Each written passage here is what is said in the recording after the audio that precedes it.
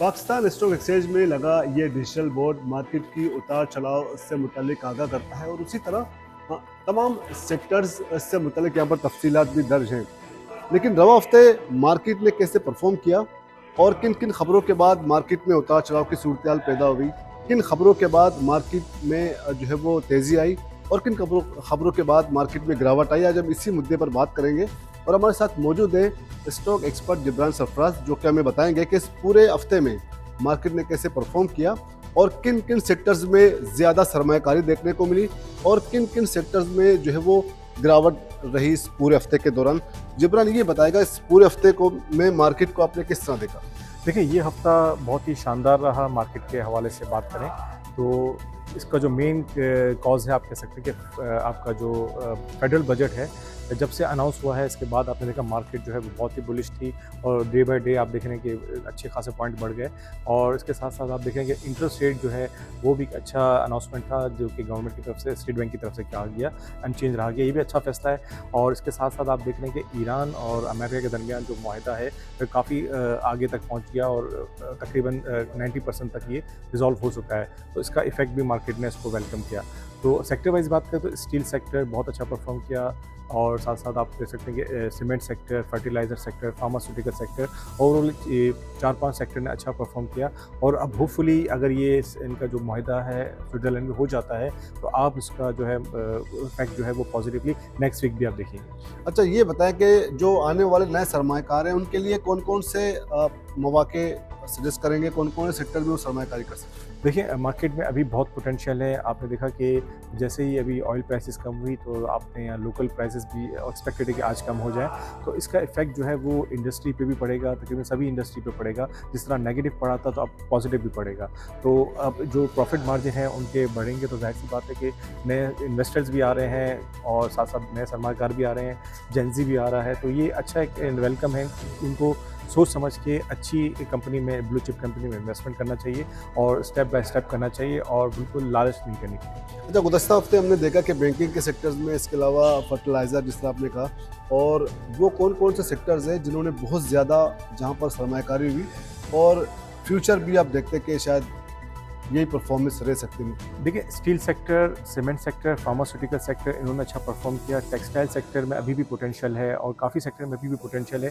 जैसे ही बस ये हालात जो हैं वो जंग की वजह से थोड़े डिस्टर्ब हैं, तो उम्मीद है कि होपफुली कि ये थोड़े दिनों में ये फाइनलाइज हो जाएगा और वन साइड हो जाएगा। फिर आप बाज़ार की जो तेज़ी है वो आप, ब्यूटी है वो आप देखेंगे कि मार्केट के जो अपने फंडामेंटल है वो उस पर एक्ट करेंगे।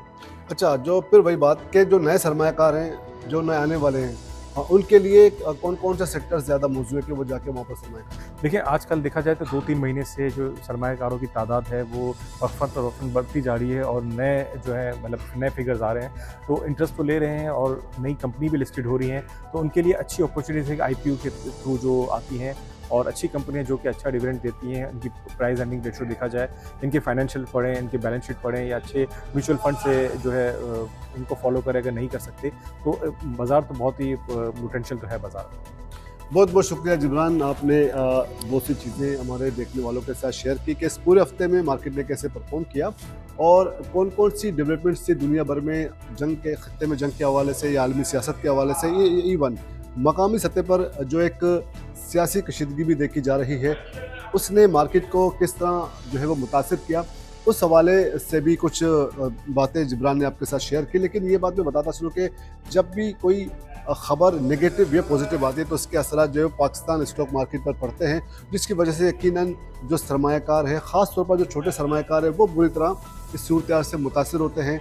वो फ़ायदा भी उठाते हैं और वो नुकसान भी उनको उठाना पड़ता है। लेकिन बहरहाल ये सूरत इस वक्त भी पाकिस्तान स्टॉक मार्केट में मौजूद है। लेकिन जिस तरह जो यहाँ के एक्सपर्ट सरमायाकार कह रहे हैं कि मुख्तलिफ सेक्टर्स में जो है वो यहाँ पर मौके मौजूद हैं, जो नए सरमायाकार हैं जो सोच रहे हैं कि वो आके यहाँ पर सरमायाकारी करें, लेकिन सबसे पहले आने से पहले वो खुद रिसर्च करें, मालूमात हासिल करें। नेट पे सारी चीज़ें मौजूद हैं। इसके अलावा यहाँ पर ब्रोकर्स या एक्सपर्ट्स से भी वो राय ले सकते हैं, उनसे भी कुछ सीख सकते हैं और आओ यहाँ के लोगों से वो हासिल कर सकते हैं कि किस तरह और किन सेक्टर्स में वो सरमायाकारी कर सकते हैं। बाकी इसके अलावा यहाँ पर कई मौके मौजूद हैं और तकरीबन इस साल भी बड़ी तादाद में नए अकाउंट्स ओपन हुए, बड़ी तादाद में सरमायाकार जो छोटे लेवल के जो सरमायाकार हैं वो भी यहाँ पर मार्केट में है। नई IPOs की भी यहाँ पर एंट्री भी है और कहा जा रहा है कि आइंदा आने वाले चंद महीनों में मज़ीद IPOs की भी यहाँ पर एंट्री हो सकती है। और इसी तरह नए इन्वेस्टर्स को भी यहाँ राग़िब करने के लिए भी पाकिस्तान स्टॉक मार्केट की जानिब से, कुछ एक्सपर्ट की जानिब से कोशिशें की जा रही हैं। एक तरह से कैंपेन भी जो है वो चलाई जा रही है कि किसी तरह लोगों को राग़िब किया जाए कि वो बाकी सेक्टर्स में तो प्रॉपर्टी या सोना चांदी या बाकी सेक्टर में जो सरमायाकारी कर रहे हैं उनके लिए मौके मौजूद है कि वो पाकिस्तान स्टॉक एक्सचेंज में भी आके जो अपनी किस्मत आजमा सकते हैं। यहाँ पर भी कई मौके मौजूद हैं, लेकिन यहाँ पर आने से पहले वो मालूमात ज़रूर हासिल करें, ख़ुद रिसर्च करें, पढ़े लोगों से बात करें, मालूमात हासिल करें, उसके बाद ही वो पाकिस्तान स्टॉक मार्केट में आके कदम रखें, यहाँ पर इन्वेस्टमेंट करें। बहुत मौके यहाँ पर मौजूद है, लेकिन सिर्फ समझने की देरी है। तो अगले इस वीडियो के लिए बस इतना ही। आइंदा एक और वीडियो के साथ आपकी खिदमत में हाजिर होंगे। तब तक के लिए इजाज़त दीजिए। अल्लाह हाफ़िज़।